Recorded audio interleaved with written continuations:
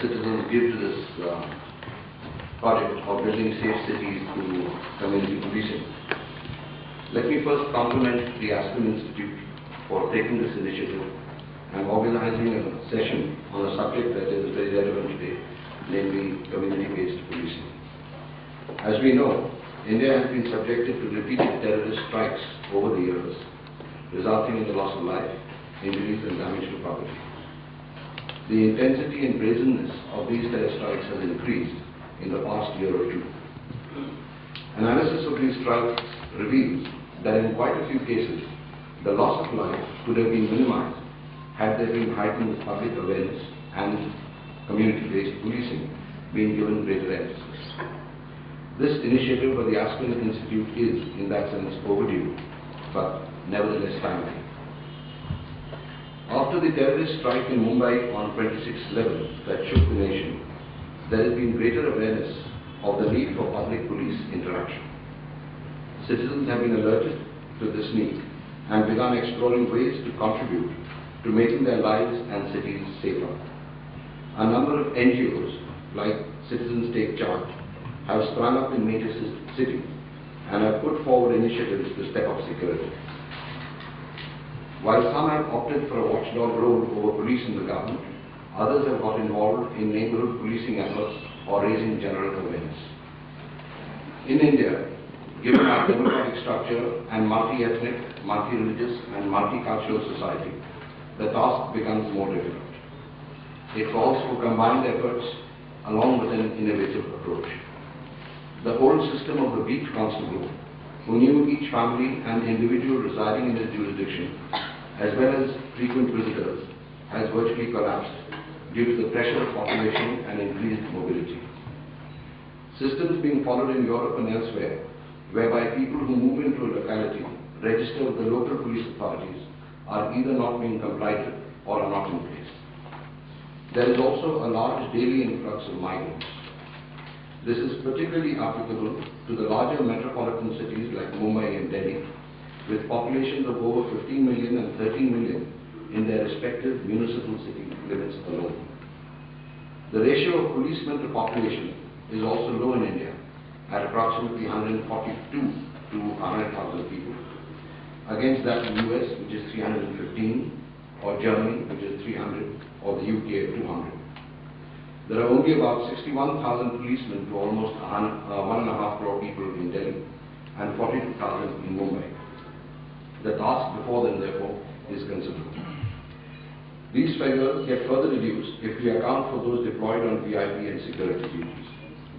There are other problems as well which hamper a prompt and efficient emergency and rescue service. However, terrorism is not something that is going to go away anytime soon. We have to therefore learn from different models and examples and adapt them to our needs. To begin to do this, we have today two distinguished speakers, namely Dr. Alok Mukherjee, Chairman of the Toronto Police Services Board, and Mr. William Blair, Chief of the Toronto Police. Dr. Alok Mukherjee has been Chair of the Toronto Police Services Board since September 2005 and is the first South Asian to occupy this position. He is actively involved in efforts to promote community-based policing under civilian oversight, provincially and nationally. He brings a unique perspective to law enforcement issues from his experiences in a highly multicultural and multiracial environment. He combines his training as an academic with policing and law enforcement, thereby bringing to the subject a more realistic and sensitive perspective. He has served as Vice Chair and Acting Chief Commissioner of the Ontario Human Rights Commission. Dr. Mukherjee is a PhD in English from York University, Toronto. Mr. William Blair was appointed Chief of the Toronto Police Service in April 2005. The Toronto Police Service employs over 5,500 police officers and 2,200 civilian employees, and is the largest municipal police service in Canada and one of the largest in North America. The city of Toronto itself covers about 636 square kilometers and has a diverse population of more than 2.5 million people. As Toronto's Chief of Police, he has overseen the development of the Toronto Anti-Violence Intervention Strategy to combat violent crime.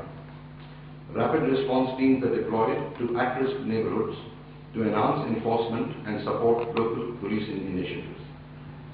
As Chief of Canada's largest municipal police service, Chief Blair has taken a leadership role in provincial, national and international policing realms. He is currently President of the Canadian Association of Chiefs of Police. I request Dr. Alok Mukherjee now to come and address us. I suggest a format of about 15 to 20 minutes each, after which we open to questions on the House. Thank you.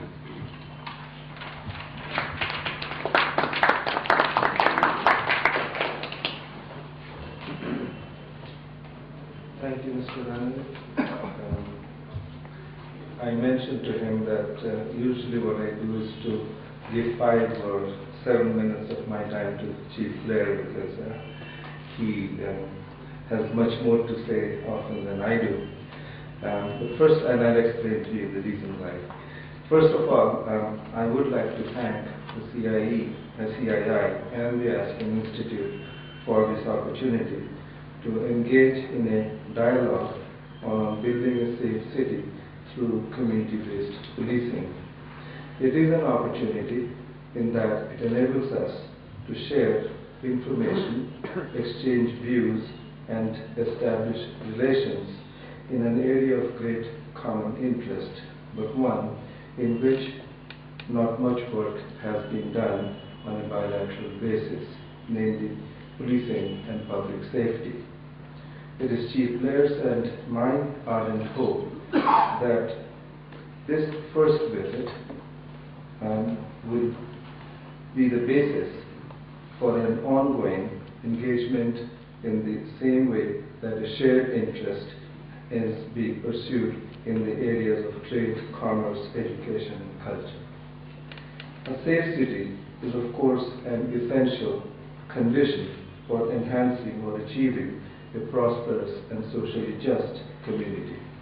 Indeed, equity, prosperity, and safety are 3 key elements of the City of Toronto's mission. In Toronto, we have sought to pursue this mission as far as policing is concerned through a community-based approach.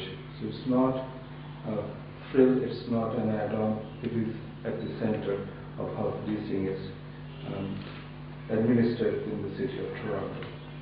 I will leave it to our Chief of Police, Mr. Blair, to tell you about the operational aspects of this approach to community-based policing, or our approach to community-based policing. What I would like to do is to share with you some information about our model of governance, because that is quite critical in how we deliver policing services. The model that we have is itself community-based, and I'd also like to share some information about the initiatives, not all of them, but a few of them, and efforts that we, as the Toronto Police Services Board, have made in this regard. Let me begin by giving you the legislative framework under which police services boards operate in the province of Ontario, where Toronto is located. This framework is provided in the Police Services Act. The Act lays out the responsibilities of police services boards and holds the board responsible for the provision of adequate and effective police services, and that's a statement from the Act. It gives the board a number of responsibilities, which include, for example, appointing the members of the municipal police force, generally determining after consultation with the police chief objectives and priorities with respect to police services in the municipality, establishing policies for the effective management of the police force. That policy making is a very significant part of what the board does. Recruiting and appointing the chief of police and deputy chiefs of police, and annually determining their working conditions, directing the chief of police and monitoring his or her performance, and establishing policies in a number of areas such as disclosure of personal information, handling of public complaints, and so on. As the employer, the board also has a key role in labor relations and is the signatory to the collective agreements reached with our police associations. Those are some of the responsibilities of the board. It's also responsible for submitting an annual budget to the city for funding of police services.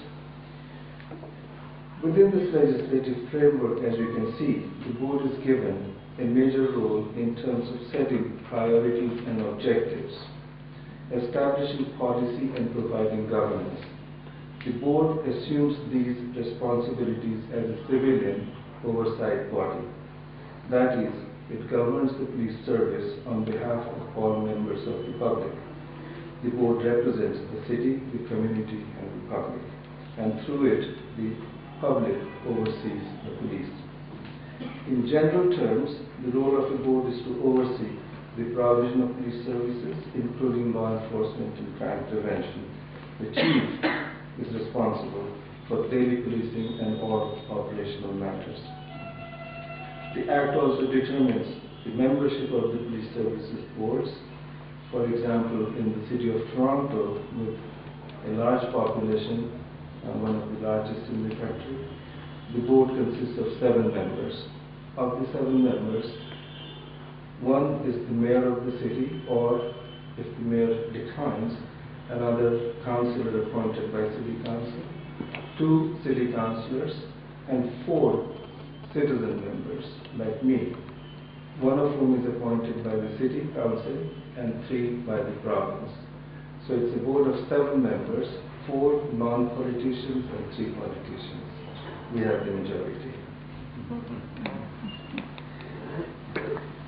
Within this legislative framework, the board is responsible for policy setting, as I said. And one of the areas in which the board has been very active in establishing policy is indeed that of interactions with the community.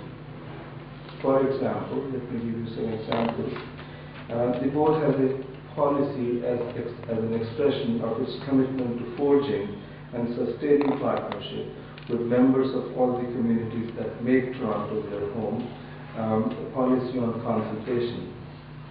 The policy on consultation requires that the police service will have consultative committees and advisory committees that represent every segment of the City of Toronto's community. And the Chief will tell you about the committees that work with him on a regular basis. There are liaison committees that are required to be established in every police division of the city. We have 17 police divisions, and every division has its own liaison committee working with the unit commander, and the policy requires that those liaison committees must represent the neighborhood that the division serves. There are youth committees which work directly with the chief to bring the needs and expectations of the youth to the chief's attention and the service's attention.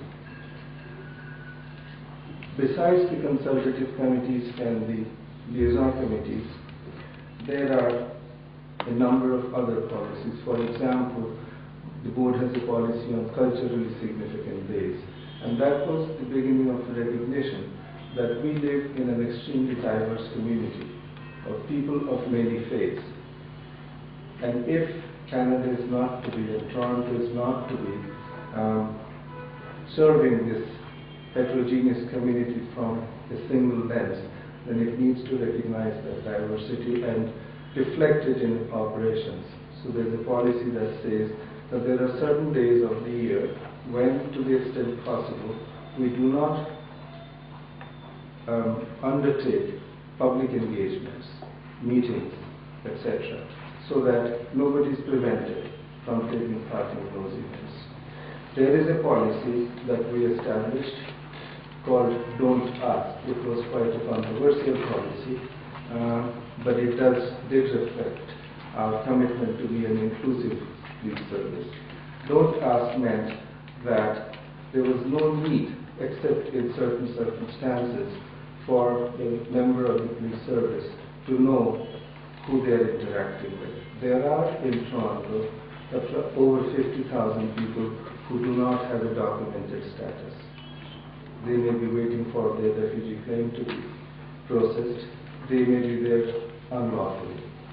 But our feeling was that if anyone is a victim of domestic violence or is witness to a violent crime, there should be no fear on their part to come forward and help the police as well as seek help from them. So don't ask, policy says, ask the person's status, national status, if only that is operationally necessary.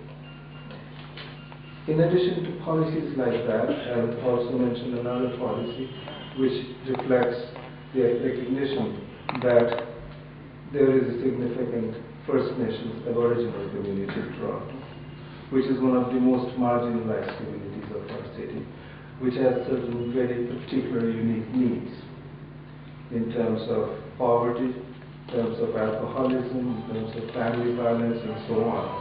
And in order to provide services that are relevant to that community, we need to develop some unique approaches.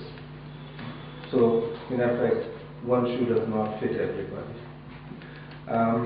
We worked for almost 2 years with members of the First Nations Aboriginal community to identify the principles that would underlie a culturally appropriate policing service. And in engaging in that consultative process, we also ensured acceptance by them of the approach that we were taking. It's called a statement of principles and commitment to policing in the Aboriginal community. In addition to policies like that, there are certain initiatives that Chief Blair and the board have taken jointly in recognition of some particular issues that have caused trouble in our community. One of them, which we took quite early in our tenure as Chief of Police and Chair of the board, was called the Saving Lives Implementation Group. By the way, it is a coincidence that Mr. Blair became Chief and I became Chair within months of each other. So we have done this work together for the last 5 years. We recognized, is that actually? Yes. We recognized that there was a tremendous community concern about how the police service dealt with people who were suffering from mental illness. And there had been 10, 12 years ago a number of instances of people being shot to death by the police because they had gone out of control due to mental illness. And it's a commentary on availability of other services that mental illness has become a significant police responsibility. So in order to figure out how we do this better and save lives, we undertook a working group called Saving Lives Implementation Group. It came out of a conference that was jointly organized by the police and the community, mental health community, to look at alternatives to the use of lethal force. And the recommendations, which were quite significant, and the initiative won an award from the International Association of Chiefs of Police. However, the recommendations had not been implemented. We undertook to look at those implementations. You will be very familiar with this phenomenon that exists in every society. Good work gets done, commissions do their work, recommendations go back onto the shelves. We dusted off that book and we called people from the community together with us. And it was a very interesting gathering of people who had been at the opposite side of each other, in inquests, in civil suits, and so on, who came and sat at the same table. The group was co-chaired by Chief Blair and a lawyer from the community who has been one of our most vocal critics, not just a critic, but who has taken us to court numerous times, still does it. But nonetheless, the two co-chaired this committee. And the committee worked over 2 or 3 years to look at how the recommendations that were very rich but had not been implemented could be operationalized. From the services side, the chief made available to them all the procedures that existed, which is usually not the procedures are the chief's domain, but as a mark of trust, he made them available. So people could know what were the rules of engagement. They looked at issues like training, policy, some of the options. One of the things that has come out, which had begun to emerge, but gathered speed is the creation of what we call mobile crisis intervention teams, whereby a police officer and a mental health nurse will be patrolling together in those hours of the day when mental illness incidents go up. Another one was recommendations on training, which we took into consideration and were implemented. Another similar initiative we took jointly between the service and the board and with the community was called a sexual assault steering committee. There had been concerns in the public, not just concerns, but there had been a couple of significant lawsuits coming out of the fact that the police investigation of a few cases of sexual assault may not have been as good as they should have been. And the Auditor General of the City of Toronto had looked at that issue and had made a series of recommendations, most of which have been implemented, but there were some significant ones that were not. Again, about the same time, we invited people from the women's safety community who had been active on issues of sexual assault to come and sit with us and help us. They audited our training, they observed our training in the area of sexual assault and said, here is how you can do it better from a more critical perspective. They looked at how we notify members of the public if there is a sexual predator in the community and helped us develop language that was not paternalistic. And we took that seriously and went forward and implemented them. Mental health is such an important issue that the board has decided to create another ongoing committee. In addition to these processes, we have also been involved in some tactical initiatives because our feeling was that policies are a good thing, good operations are important, but we also need to invest in prevention.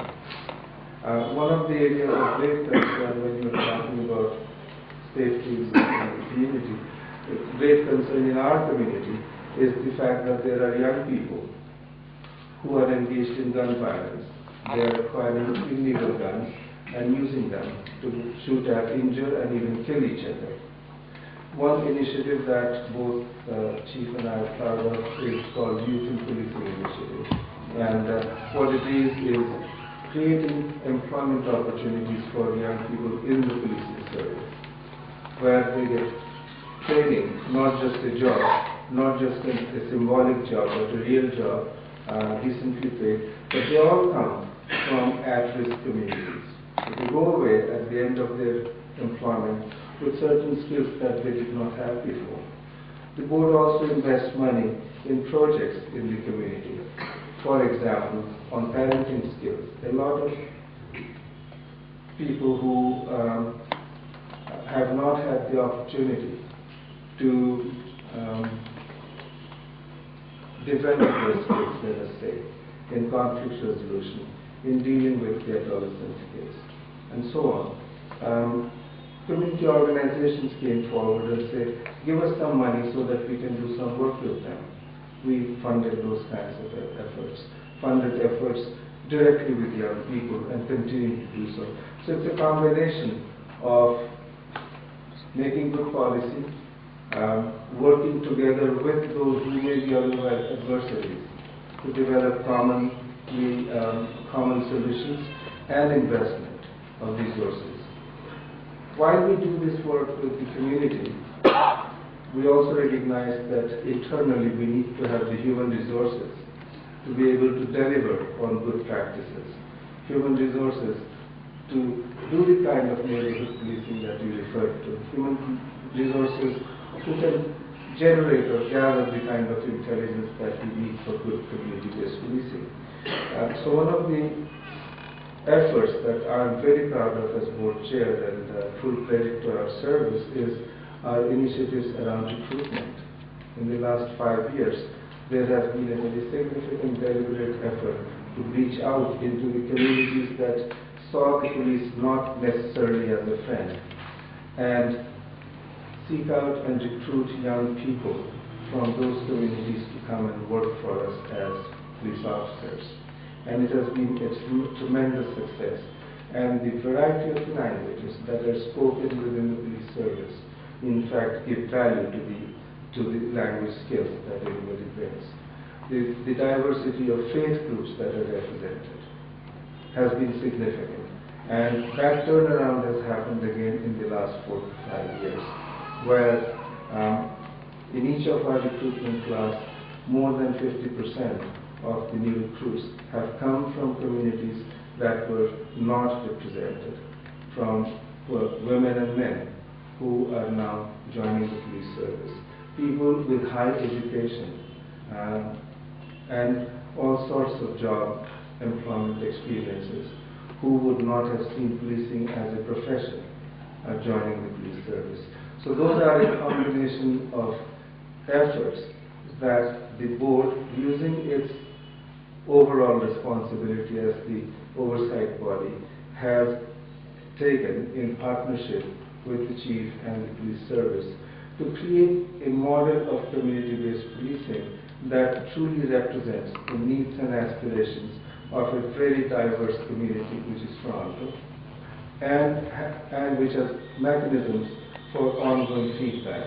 So it is not simply going out once and doing a needs assessment and then fixing a problem, but mechanisms by which there is ongoing dialogue, ongoing critique, ongoing evaluation of how well we are doing.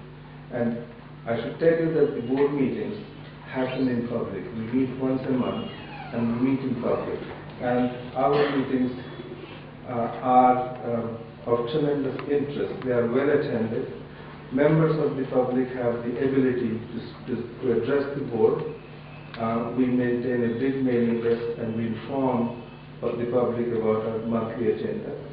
Those who have spoken on an issue are individually advised about if the issue is coming back up, so that if they wish they can come and talk to us again about whether they like or do not like something that we are doing. And those are some of the elements by which we are trying to operationalize a framework of community-based policing in order to build a safe community in Toronto.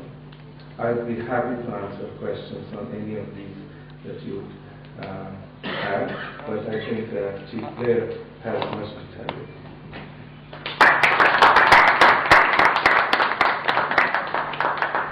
Thank you, Dr. Mukherjee. Good afternoon, everyone. It's a pleasure and an honor to be here with you today. I'd like to thank the Aspen Institute for giving us this opportunity to come to speak to you today. I'm delighted as well to have the opportunity to follow in my remarks Dr. Alok, who is the chair of my Police Services Board. In Canada, we have a system of governance for policing, which is a civilian body and constituted, as the doctor has said.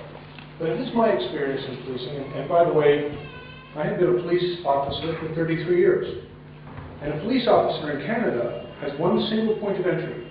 Unlike in India, all police officers begin their policing career as constables on the street, and we perform every duty and every responsibility of a constable in patrolling for traffic duties and answering radio calls and responding to calls for emergency, to walking the beat, and I walked the beat in some of our poorest communities for a number of years. And I have had the opportunity in my policing career to work in virtually every area of policing, and to work in every community, including some of the most challenged, poor, difficult, challenging communities in the city of Toronto. And it is my experience over 33 years that good policing begins with good governance. That in order to be effective in serving our public, and as Dr. Mukherjee has indicated, we serve in one of the most diverse cities in the world. More than half of the people in our city were born in another country. They speak every language of the world. They practice every faith. They know every culture. And in order to serve such a diverse population, one has to have a relationship with that community, with all of its diversity, which is based on trust and confidence. Trust that we will do the right thing, that we will act according to the rule of law. Trust that we will act in the public interest and not in our own personal interest. And confidence that we are competent in our duties in an effort to keep our community safe. But in order to ensure that we have that trust, it is not simply sufficient to say that we are trustworthy. And we try very hard. We recruit the very finest people that we can. We give them the most excellent training. We supervise them relentlessly, and we are prepared to hold them accountable. But it is also important for public trust to have an element of accountability and transparency. And the only way in our society that a police service can do that is through a well-constituted and effective civilian authority. And that's why it's entirely appropriate that I would get an opportunity to bring my remarks immediately following the good doctor, because as I began my remarks by saying, good policing flows from good governance and effective oversight. Now, as I indicated in the City of Toronto, we are in fact a very diverse city. But we are a city and a society, and I will, if you will, allow me, brag a little bit, because I am very proud of the relationship that policing in Canada has with its citizens.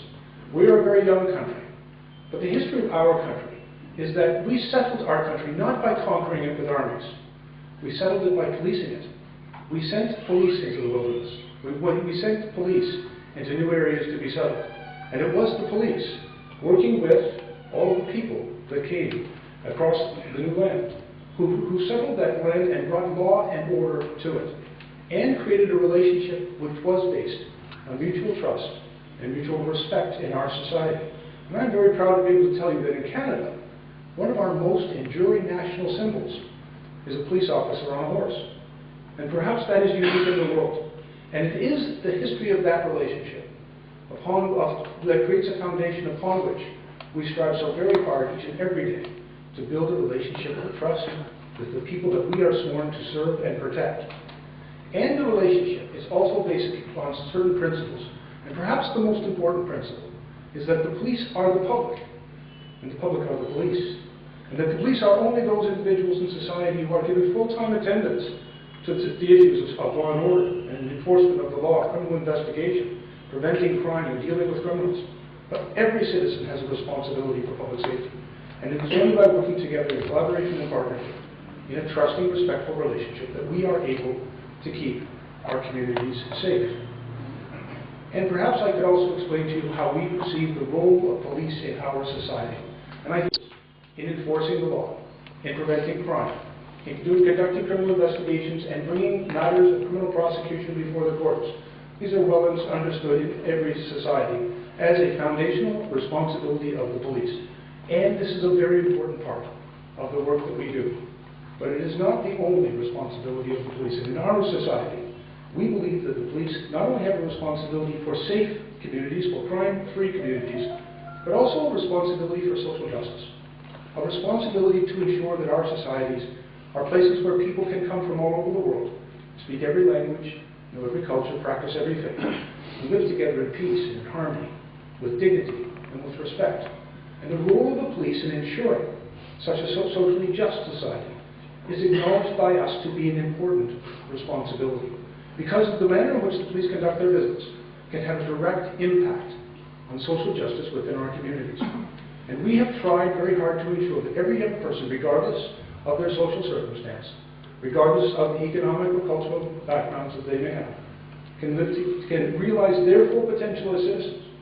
And that in each of our communities, the police have a responsibility in building partnerships in that community that will result in new opportunities, better choices, good role models. And in that work, we are achieving good results. And I want to share that with you. We have looked at our communities, and first of all from a crime perspective, but also from what we call community mobilization. And today we have come to speak to you a little bit about how community-based policing can impact and create safer communities. I want to share with you our experience. Toronto is a relatively safe city. It is one of the most safe cities in North America. Notwithstanding, you often see on television about the cops and robbers and the shootings and things like that. This is not the experience in most Canadian cities. It is certainly not the experience in mine. The city of Toronto is fourth in all of North America, fourth in size, only behind New York, Chicago, Los Angeles, and then Toronto. Of those major American cities, New York is one of the most safe cities in all of America. And our crime rates are 1/4 of theirs. Our crime rates are 1/11 of that in Chicago. And the difference, I think, can be explained in large measure by the relationship that we have with our diverse communities. Now, as the doctor said, we have made an effort to ensure that our police service reflects the diverse communities that we serve. And it's not just simply reflecting in its diversity. It's not just so that we have the racial diversity or even the ethnocultural diversity of the very many people that have come to live in Toronto. But we have sought to create a police service that has those language skills, those cultural competencies, who are known in those communities, trusted in those communities, and can help us be known and trusted in those communities as well, to teach us how to serve this community. And we have gone into our communities and attempted to build a trusting relationship, and we have done it very many ways. The doctor made reference to our consultative committees. And in the City of Toronto, I have consultative committees with each of our ethnocultural communities. We have a consultative committee for the Chinese community, for the Black community, for the Muslim community, for the Southwest Asian community, which is overwhelmingly people of Indian descent. We have people from our French community in the consultative committee. We also have consultative committees in each of our neighborhoods, and I established a consultative committee with the group for which we have perhaps the greatest challenge in building a respectful relationship with young people. The relationship with young people for the police has always been a challenge. Young people, as we all globally acknowledge, have a certain response to authority in our society, and who represents authority more than the police officer in his uniform and wearing his gun. And so we work very hard to build a relationship. And when I became chief of police, I established a committee, an advisory committee, made up of about 40 young people from everywhere in our city, from our poorest communities and our privileged communities, from every walk of life, from every ethnocultural group, and I meet with them once a month. And as you can imagine, young people share their ideas very freely, and they give us good advice on how to serve their communities, how to connect with their communities. Based on their advice and other experiences, we have put officers in our schools. The officers are not in the schools to patrol the hallways and to enforce the law. They are in the schools to build a relationship with the young people in those schools. I have 140 high schools in my city, and we have officers in many of those schools, and they are there every day of the school week. They are involved in extracurricular activities and coaching 4 teams. They are involved in the classroom, and their purpose is to build a relationship, a trusting relationship with young people. We have also reached out to our business community, to our faith leaders, to other non-government organizations, to the business community in our city. We receive extraordinary support from our business community, who provides us with the financial resources to run all of the programs that we run for young people in the city, and coaching athletic teams and organizing cultural events and out-of-city camping trips to find ways of non-confrontation to connect with young people. And in building that relationship, we are doing more than simply providing community-based policing services. And I would like to make this distinction for you for the purpose of this discussion. In community-based policing, many times it is perceived simply as community relations, building relationships with people so that we will like each other. And it is worthwhile to have a relationship where people know and trust each other. This is absolutely critical in order for us to be successful working together. But it is not sufficient. It is not sufficient just to have a positive relationship with people. You have to work together towards the outcome. And the outcome must be safer communities. And so we have adopted a position of community mobilization in Toronto. And our purpose is going into a community, in building those respectful relationships, is to build a community's capacity to keep itself safe, so that people can become involved in their own safety. People can become involved in doing the things that change the environment in the community, which make it less likely that someone will carry a weapon, commit a violent crime, or someone could be victimized. And those neighborhoods which are most successful are neighborhoods where people look out for each other, where people are engaged in their safety, who are engaged in their safety in collaboration and in partnership with their police. And when we have that trusting relationship, we can achieve some extraordinary results, and I want to share the results with you. Because I have been a policeman in Toronto for 33 years, and we have seen a number of different variations in our relationship with our community. And occasionally a crisis will occur, where people will become quite angry, and there have been demonstrations in the past, and many public inquiries, and many public complaints. But we have worked very hard over the past 5 years together to make a difference in that community. And what we have seen is our relationship has transformed. And the incidents of complaints against the conduct of the police are down very significantly, because people now have other outlets to bring forward their concerns and to resolve their concerns in working with us. And we have turned our attention together in reducing those things in the environment which lead to crime, which lead to victimization, which lead to public fear. And by working together, we have helped not only to reduce crime, but to reduce fear. And this is a very important aspect as well. In the last 5 years, we have reduced the incidence of criminal acts in what was already a very safe city by nearly 35%. Statistically, this is overwhelmingly successful.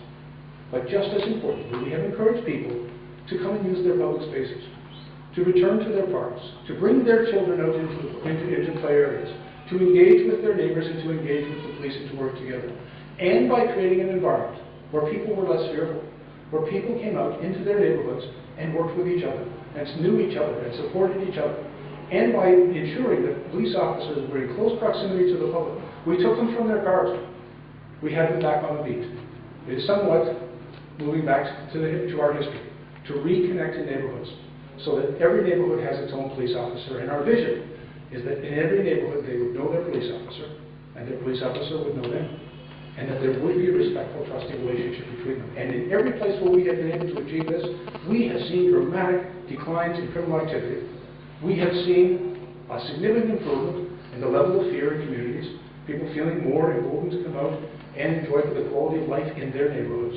And we have recognized that the police responsibility in reducing crime can best be achieved by working with communities in partnership and in collaboration through trusting, respectful relationships to change the environment, to make it less likely that criminal acts will take place there. And so we are very proud of what we have achieved. But at the same time, we do not rest on our laurels. We know that at any time, criminals can act, and criminals will act in their interest and occasionally use violence. And so we have also made an effort to build a resiliency in our communities, so that people quickly respond when violence does occur, that we're able to very quickly go into those communities and to work with the neighborhoods. You can't build that friendship only when you have a crisis. You have to build it well in advance. You have to spend years in those communities. And let me share one last experience with you, because I think it is very relevant in India as it is relevant in every country of the world. We in Toronto had a matter of national security arise when a number of young men, 18 young men, who were born in Canada, but descended from families that had immigrated into Canada, and they became radicalized. They became radicalized through their exposure through the internet to a number of radical political ideas. And through that radicalization, they began to resort to extremism. They acquired the means to cause great exposures. They had detonators. They were in the process of acquiring the chemicals and fertilizer necessary to explode some large bombs in my city. It was a very difficult and dangerous situation, but it was resolved peacefully because members of the community came to us very early in this matter and alerted us to the radicalization and the new extremism being demonstrated by these young men. They came to us and alerted us and worked with us so that we were able to gather the evidence necessary to apprehend and prosecute these individuals, but also to prevent the terrible tragedy that would have ensued. Had they been successful in detonating those bombs in my city, they could have killed thousands of people. But instead, the matter was resolved, and it was resolved not just by good police work. It was resolved by strong partnerships in community, by a trusting partnership in community. And so everywhere I go in the world, throughout North America, throughout Europe, and here in Asia, I have shared that story with people because I think there is a lesson for all of us in it. Building those relationships and going into a community, getting to know people and being worthy of their trust, we make our communities safer places, and we make it less likely that those forces of extremism and radicalization will commit violent terror acts within our communities. And so I think there is hope for a successful resolution to many of these incidents, not all of course, but I think that we can make it far less likely that our communities will be endangered if we make an effort to build those relationships which are based on mutual trust. And I think I've spoken long enough. I'll turn it back to you, sir.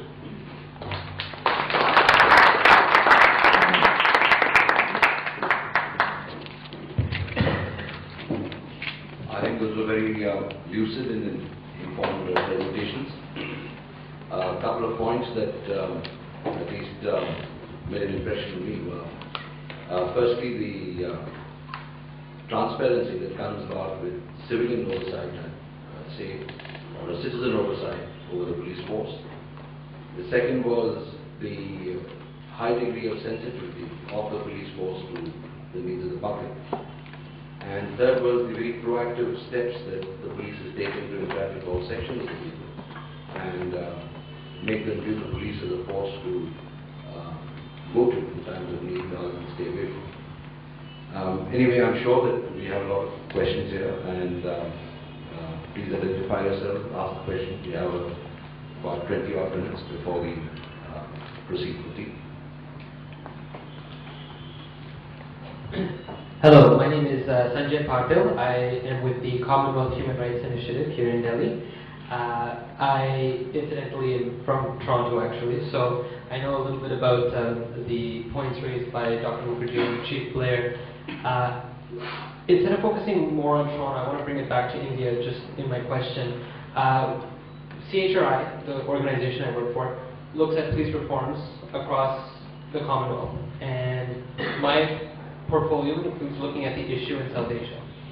Now, the biggest obstacle we have in the work that we do in terms of advocating for better policing in the region is this particular question of operational responsibility for the police. So in South Asia, in particular, in my experience, there is a tremendous desire to retain political control over the police and use them as the strong arm of the state. And what we often encounter great difficulty in persuading key political stakeholders of is this need mentioned by both Dr. Mukherjee and Chief Blair on having the police have some sort of responsibility for law and order issues, but on the policy side, to have it be a transparent process that's ultimately with the community in mind rather than the politicians. And so the structure of the Toronto Police Service Board is a great example of how it's been accomplished in Toronto, where you have actually a majority of civilians on the board rather than politicians, which I think is outstanding. Now, what argument would you give me to give to the politicians here in South Asia on why it's important for this transparent element to be there in order for good governance, rule of law, better policing, all to be achieved? We're finding it like there's this instant reaction of denial or disagreement on this point, because they say, well, we're politicians, we're elected to represent the people, so why shouldn't the police be answerable to us? So what sort of, is there a magic bullet that you can give me in terms of the advocacy on this point? Because we often hit our heads against this brick wall repeatedly, and it's very difficult to persuade them otherwise. If I may begin, I think I'm right this, yes. If I may begin, we have legislation in Canada which actually prevents any politician from giving direction to the police. It's an offence. Basically, that's what's required. That's what is required. Yes, but again, it's a difficult thing to achieve. We're very fortunate in our policing tradition, and it's not universal, by the way. We do not yet have similar rules of governance for our federal police service. But in policing in our communities, we've created a civilian authority which is not political in its nature. It is not the government, it's not the mayor, it's not the premier of the province or the prime minister of the country. And in fact, by law, none of those individuals is allowed to give me, the chief of police, direction. But chiefs of police should not be unfettered in their authority either. I believe this outside of the chief of police. I'm the chief of police of the largest police service in Canada. But I do not think that I should have unlimited authority. There has to be civilian oversight.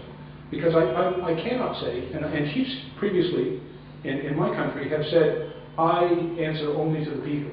But that's not true unless you are prepared to submit to election. And so instead, I answer to a civilian authority as constituted by our Police Services Board. Now there's a political component to those Police Services Board, and that's entirely appropriate because the will of the people is expressed through their elected representatives.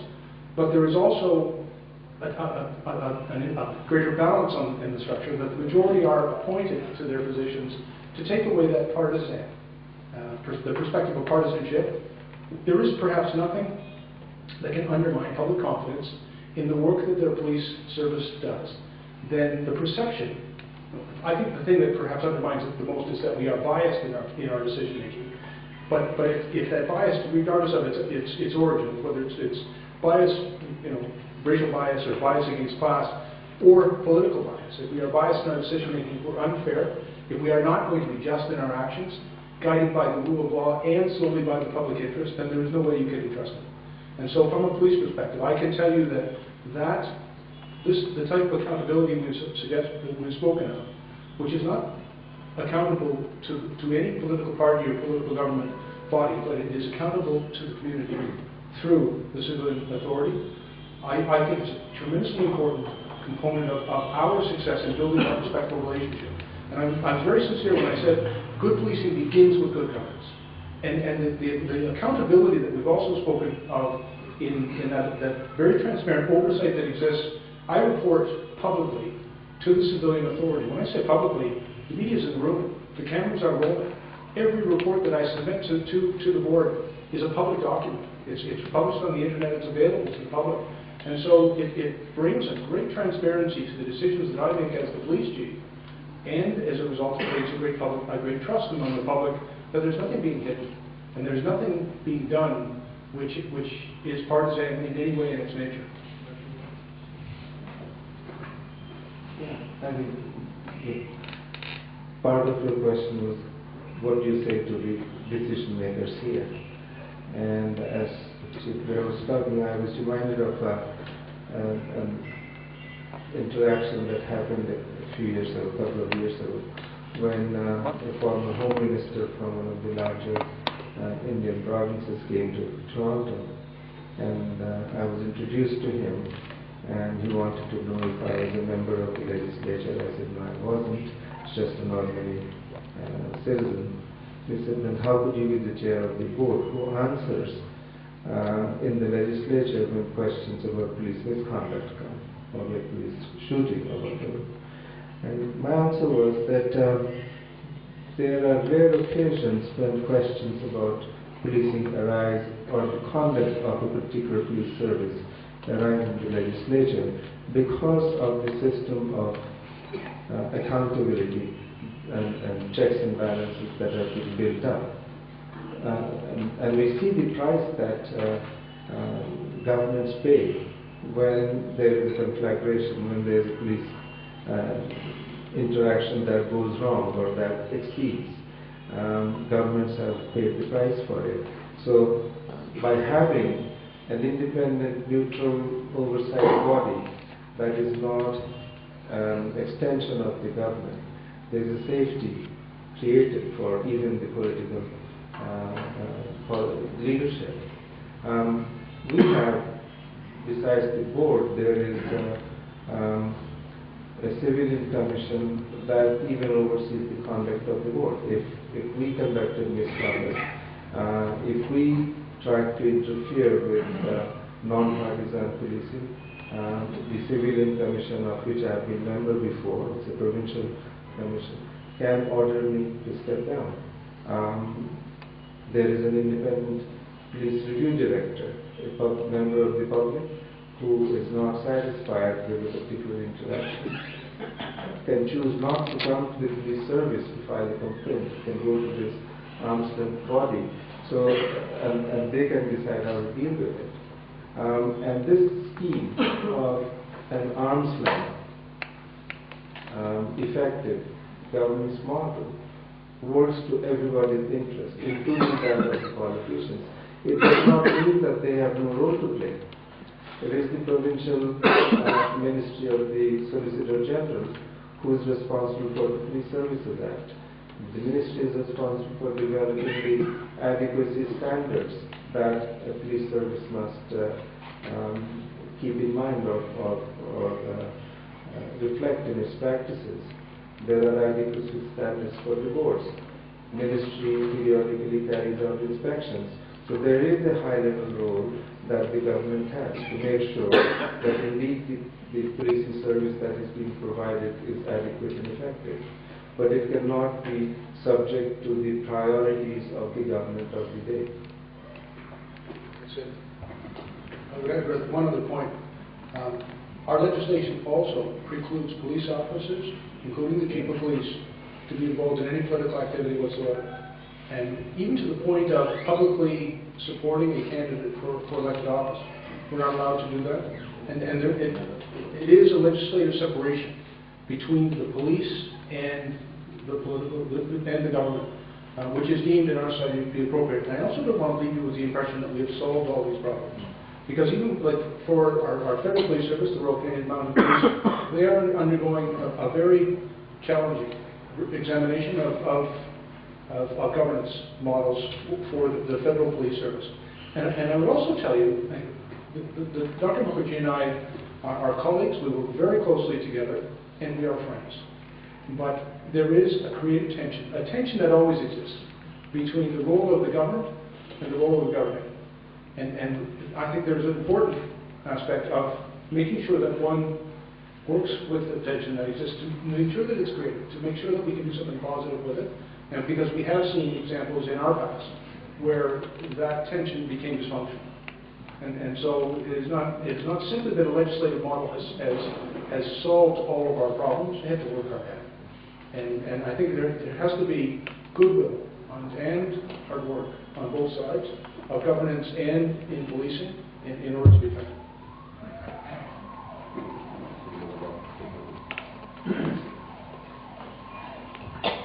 I have a question for Chief Blair. I'm Dr. K. Gamli from Indian Council of Medical Research. It's not my area, but it's just curiosity I'm asking you. One is that you say that the Canadian police is shown on a... And one cannot change one's culture or one's history overnight. It takes a great deal of time and effort.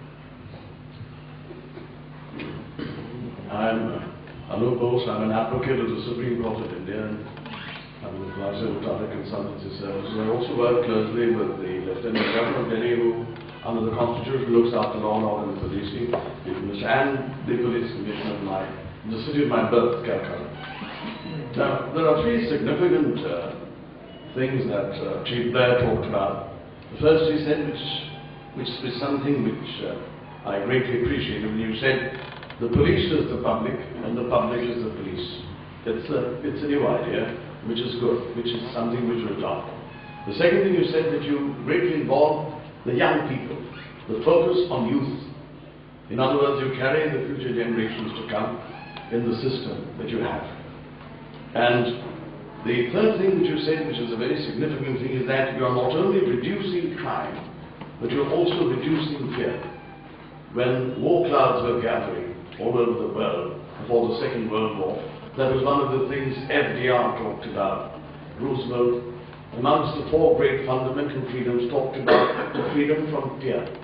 The freedom from fear is today a fundamental freedom that is not enshrined in our Constitution. This is a very good approach. It's not the tackling of crime alone that is important, but when you tackle fear, which to a very large extent takes care of a lot of other problems.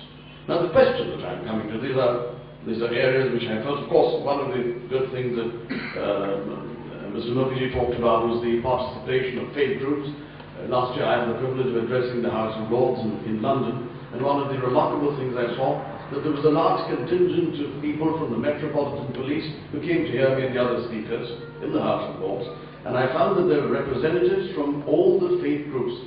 There was the Hindu Council of the Metropolitan Police. There was the Muslim Council of the Metropolitan Police, and there were representatives who came and who worked closely with, there was a Department of Communities that looks after the entire problem of the communities in the youth. And that was a good thing I found. It's not politicians, but people from different religious groups who are part of the police force who came. But now the question that is important I'm coming to is something which I've been always asking all my police friends. The new approach to tackling crime. The crime, as you know, is a disease.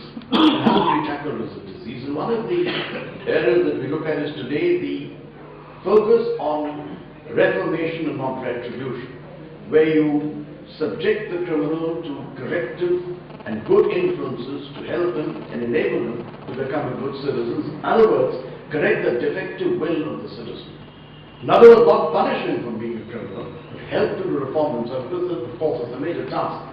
But this is an approach that a lot of police people are taking. In other words, reforming rather than going for retribution. Now, what do you have to say on this whole aspect of, and what do you do in your police forces to reform the criminal and not just punish him? Thank you. It's a tremendously important aspect of our approach. And there is a tendency in North America for governments to look for, in response to the fear of crime, greater punishment, longer sentences, incarcerate more people. And certainly in the American experience, they have incarcerated a vast number of their own citizens, particularly from racialized communities. And so the same pressure, by the way, exists in Canada. This is a discussion taking place in Canada. But there are some things that I think are very effective. First of all, for young offenders. The legislation that deals with young offenders, those under the age of 18 in Canada, requires first that the police and the criminal justice system will consider alternatives to bringing a young person on criminal charges. And when I say alternatives, to find ways within the community to fix that young person, to reform him as opposed to punish him. And punishment is not considered a sentencing principle for young offenders in Canadian criminal justice. It is rather those steps of restoration. But there is also an issue about a small number, and a very small number of young persons, as it is with criminals, a very small number of criminals, from whom the public must be protected. And so there is a notion for us of incapacitating those individuals to incarcerate, to protect everyone else from them. But it's important to understand we are talking about a very, very small proportion of offenders. There is a very strong movement in our country, not only supported by the police, but frequently led by the police, to move towards a system of restoring an individual to good citizenship, as opposed to simply incarcerating and punishing them. Because again, in our experience, by putting them in prison, when they come out of prison, they are not rehabilitated. In fact, they're far better criminals than when they went in. And they become perhaps even more hardened in their outlook. And so there is a need to protect society from individuals, and I think there is a role for custody and sentencing. But at the same time, we are beginning to change our approach. And for example, a vast number of people are imprisoned in North America because of drug use and drug sales. And so we have established in our jurisdiction drug courts. And it is an opportunity to direct the addict trafficker into rehabilitative services and to compel them to undertake treatment. Now, it is not always successful, but it's achieving some level of success. And it's the idea is, if we can fix this person, it's far better than to see them week after week, month after month, incarcerate them for longer and longer periods of time. Interestingly enough, in the sentencing for such addict traffickers, what we find is that the sentences increase for the first 10 or 12 times we bring them before the court, and then even the courts give up on them and the sentences go down. So that we're just in a treadmill, and it's not terribly effective. Similarly, we've also established special mental health courts, and it's a recognition that very, very many of our chronic offenders are suffering from some element of mental illness. They continue to have the capacity to appreciate good from evil, but their mental illness contributes to their behavior. And so, frankly, they don't belong in jail. They belong in treatment. Jail is not going to heal them or restore them to good citizenship. Treatment might. And so we are now directing them. It's always one of the great limits of police officers. We complain in our society that police officers have become the last frontline mental health workers in society. We're out there with all these people who are suffering from mental illness. And the tools available to the police are blunt instruments. It is the criminal law. So we can apprehend, and we can bring them before the courts, and that is not where they belong. And so, as Dr. Mukherjee has indicated, we formed a partnership, a collaboration between ourselves and the medical field, saying this is really an issue of medical malady and not criminality. Can you help us direct these people more appropriately into institutions of treatment as opposed to institutions of incarceration and punishment, which is not going to work. And so we are working our way through these things, but it remains a problem. And levels of incarceration are higher in North America than I believe they are in Asia. And certainly as a result of the American experience, they're very, very high. So, but we are working towards that, and it is a principle of our justice system to attempt to bring about restoration or reformation of these individuals. Not always with great success, I confess. Thank you. My name is Aditya Haksar. I am a former Indian diplomat, and in recent years, a regular visit to Toronto. So it is of particular interest to me to be present here this afternoon with my wife. We both go to Toronto regularly, and to have this opportunity of hearing the exposition both of Mr. Blair and Dr. Mukherjee.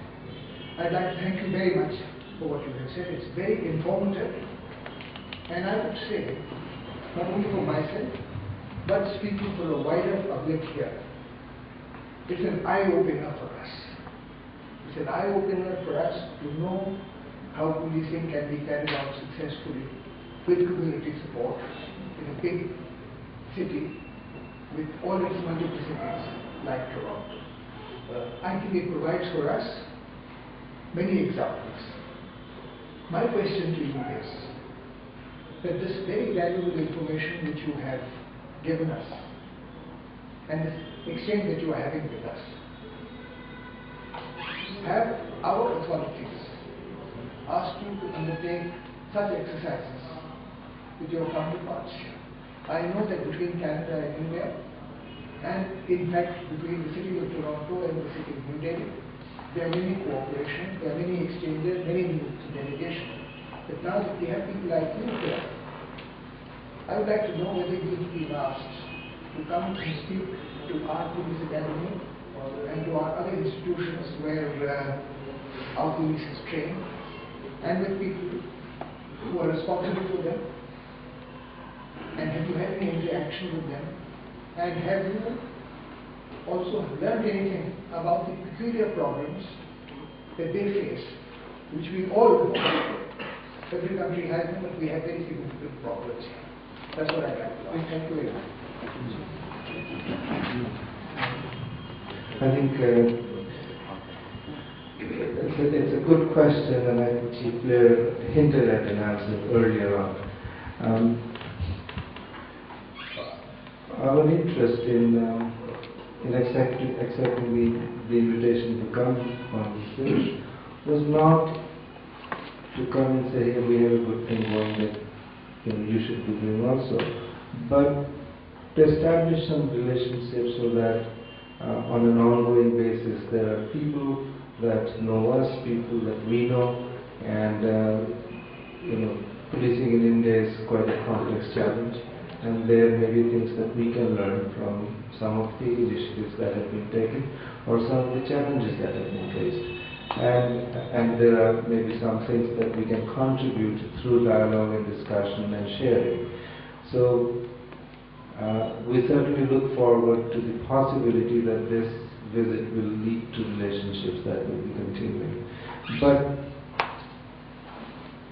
in also participating in fora like this one, our hope is that you may hear something that strikes you as worth thinking about as members of the community, as people who live here, and think about how you as residents of Delhi, citizens of this country, can take worthwhile insights or lessons and think about them in your forums, as you said, Mr. Rana.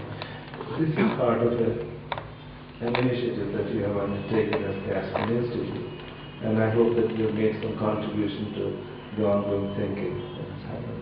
So it's not our purpose here to come in a missionary kind of way and say we have the answers. It is much more a dialogue that we are seeking to establish. And yes, we will be going to Hyderabad to visit the National Police Academy. Good evening, I am Colonel Sandeep Sudan from Mahindra Special Services Group. We are a consultancy firm dealing with corporate risk management. My question is to Chief Blair. In your opinion, you told a lot of things about good governance and how to manage the environment to ensure that it is secure. That point is totally appreciated and understood. What I would like to ask is that how much dependence on technology do you have in terms of, say, putting the city under surveillance, having databases of criminals which is across the country, which is available, and you're using technology as an aid to ensuring effective policing? How much dependence would you put on that, and how effective is it as a tool? Yes, thank you for your question. Let me tell you that we rely quite heavily on technology, that in Canada we have a national database which any police officer can access while on his duties. All of our police officers are equipped with radios, and we have good radio infrastructure in place so that each can communicate and can gather information either from computers which are in their cars or through radio which they can access individuals to check a national database which will tell them about anyone who is on charges or for whom there is on warrant outstanding for their arrest. We also have national criminal intelligence databases, again, which are accessible with appropriate clearances to police officers. We use, in addition to those the databases and the computers that give our police officers access to them. All of our records are now computerized, and therefore it's accessible. We use the data that is available in there to help us do what we call a very detailed crime analysis of where crime is taking place, when it's taking place,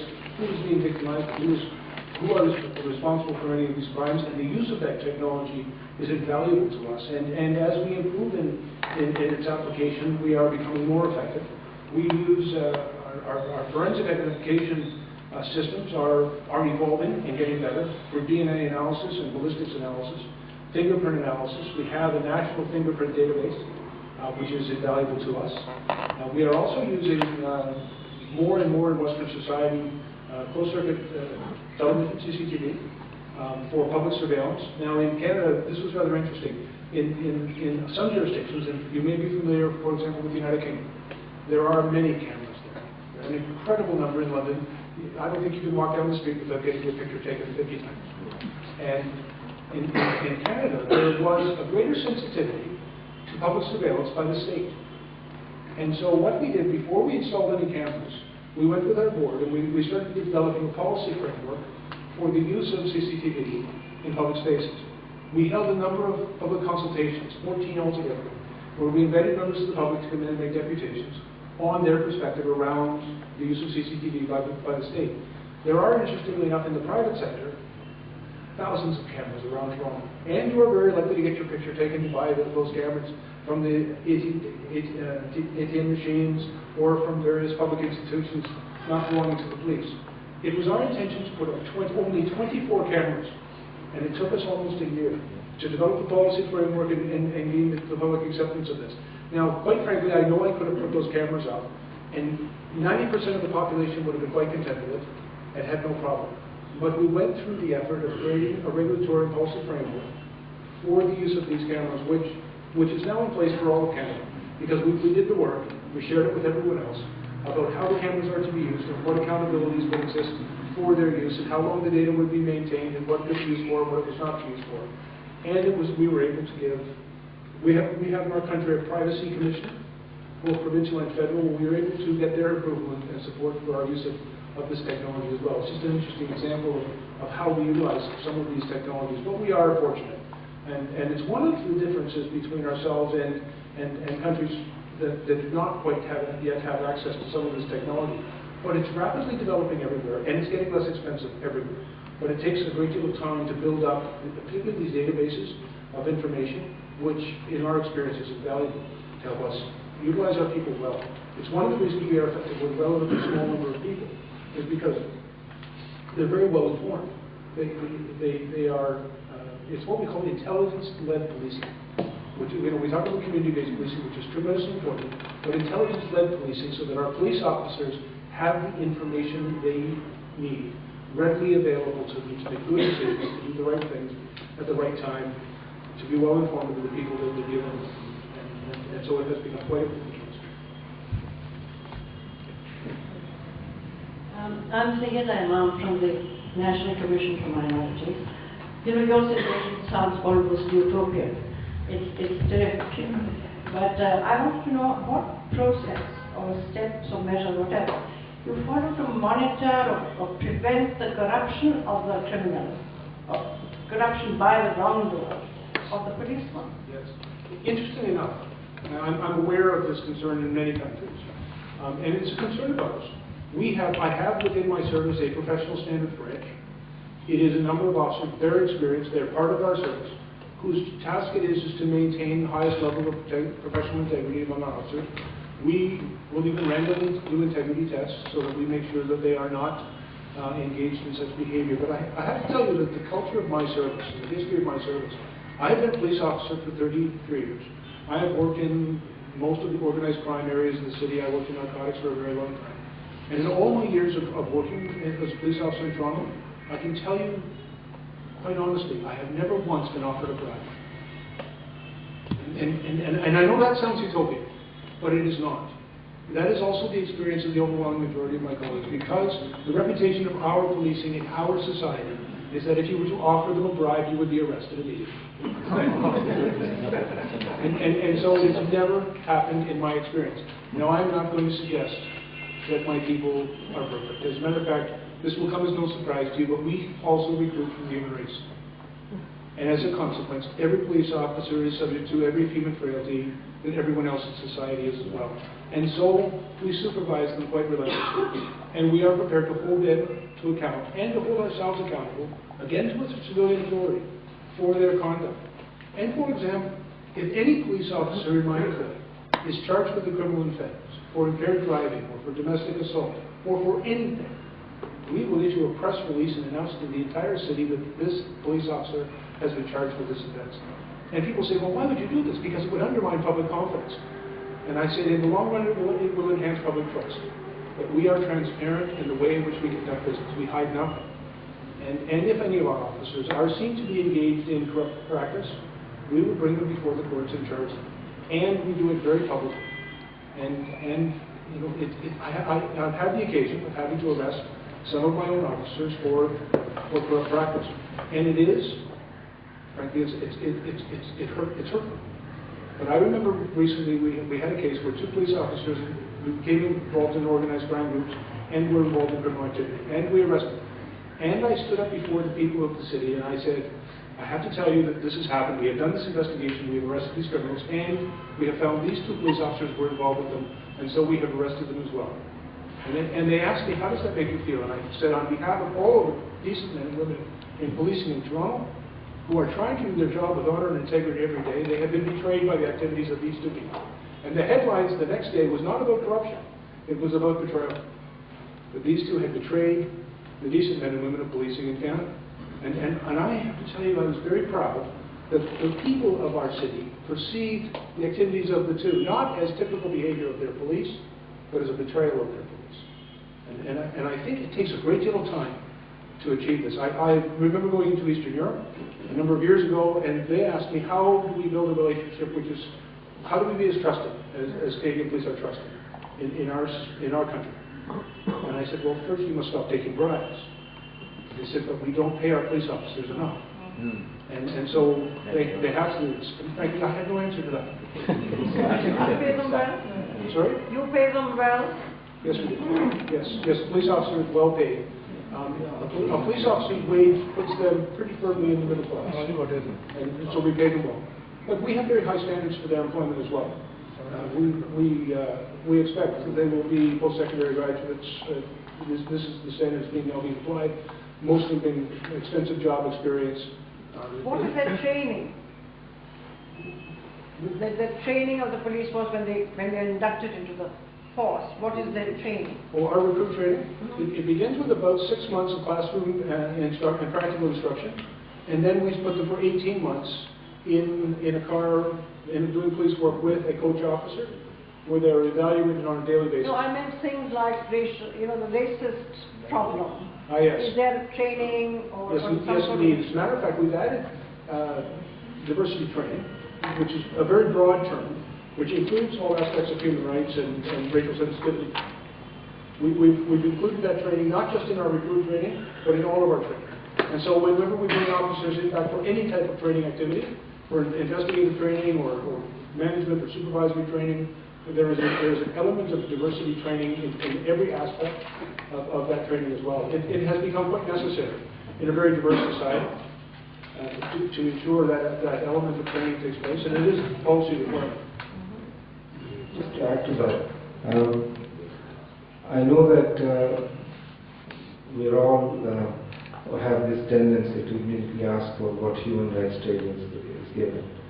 I think it's the entire training, as Chief Blair said, in Canadian policing, there is only one entry, and that is as a constable. So there has to be comprehensive, good quality training right there.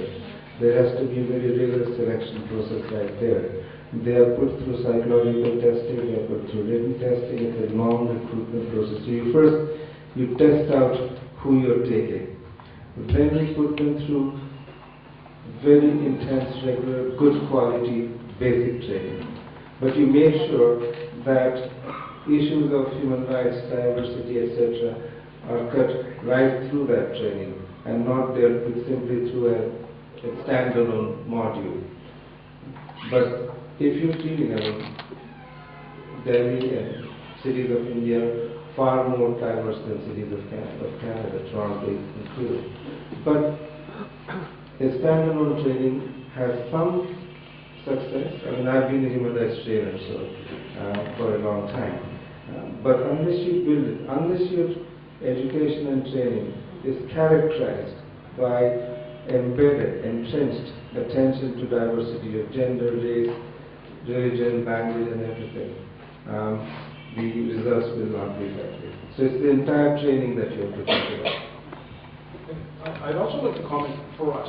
It was a matter of also changing the makeup of our service and its culture. In order to effect the sustainable change, we find cultural change necessary. And one of the ways in which that was achieved, I set, for example, within our service, a target. It's more than a target because it's a target to be achieved, so one might call it a goal. But of all of the people that we hire, we placed emphasis on hiring women and people from the diverse communities. And I said, 50% of everyone we hire must come from those communities.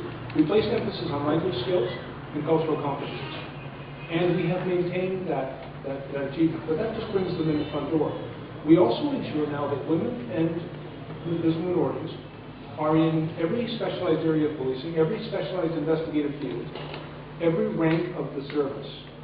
So that they work in every place. They hold legitimately leadership positions. And it's not just simply to appoint them into leadership positions, but to make sure that they have the experiential opportunities and training opportunities which qualify them for these ranks and positions throughout the service. And it has taken probably 5 years, but it has transformed the service. There were places where no minorities worked, and now minorities are equally represented. There were places where no woman had ever done the job, and now the boss is a woman. But first she had to work there and gain the experience and demonstrate her competency, and she did. And now we have people in all aspects of the service. And it is through that transformation of our service and ensuring the language skills and cultural competency and knowledge of communities. The issues of human rights training and diversity training, the workplace is now diverse and fully integrated and integrated through leadership. And I think that makes a very significant difference as well. It's not just simply threading, as we do, diversity training through all aspects of our training, but it also is ensuring a diverse culture and a diverse workforce. And that has made a very significant difference for us. Great, last question. Chief, I would like to extend the concern about matter about corruption in police. In India or different states, our Prime Minister Mukherjee in 77 used to say, if you remove police, 50% crime will be off.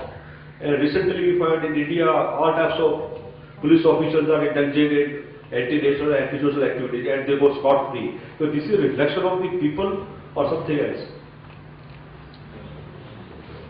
Actually, I have to tell you, I know I've had the opportunity to meet with some of the police leadership here.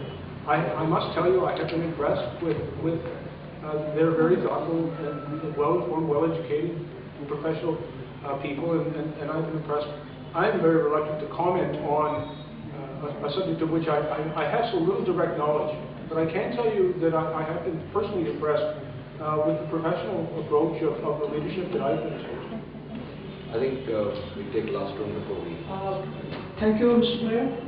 Thank you, Mr. Mukherjee. This is a tremendous effort from both your side and Aspen Institute. As one of you pointed out about using the technology, I would like to say that definitely we lack implementation of technology in this country. This has become a world conference because I come from Michigan.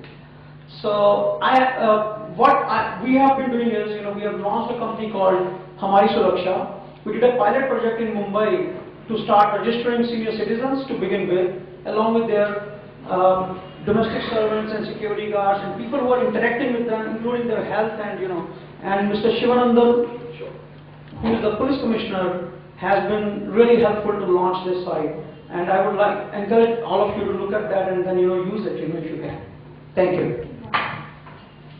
Well, it's left to me to, on behalf of the Aspen Institute, thank Dr. Mukherjee and Chief Blair, and also thank the Aspen Institute for organizing this seminar and giving us all an opportunity to hear what's being done in Toronto. Thank you.